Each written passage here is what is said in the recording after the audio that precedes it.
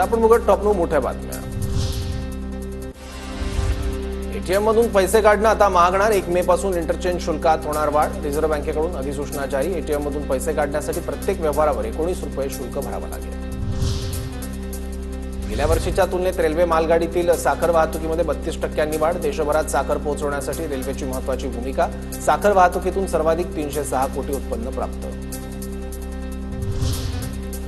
मुंबईतील गोरेगाव स्टेशनमधील पादचारी पूल 6 महिने बंद। 2 एप्रिलपासून पुढील 6 महिन्यांसाठी पूल बंद राहणार।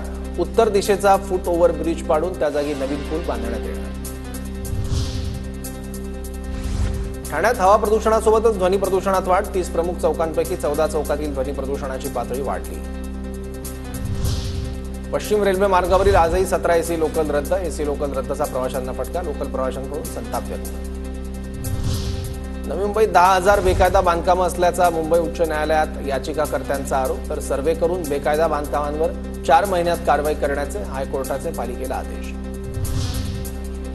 मुंबई मडगाव आणि मडगाव मंगळुरू वंदे भारत एक्सप्रेसच्या एकत्रीकरणाच्या हालचाली सुरू। कोकणवासियांच्या हक्काची वंदे भारत दक्षिणेच्या अंगणात उभी करण्याचा घाट।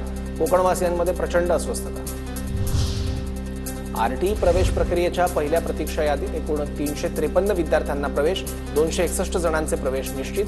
255 खासगी विनाअनुदानित शाळांमध्ये प्रवेशासाठी 2531 जागा। सुट्ट्यांमध्ये आठवड्याला 25,610 विमानांच्या विविध ठिकाणी उड्डाण होणार। डीजीसीएची विमान कंपन्यांना परवानगी। उद्यापासून 25 ऑक्टोबरपर्यंत या विमानांचं उड्डाण होणार।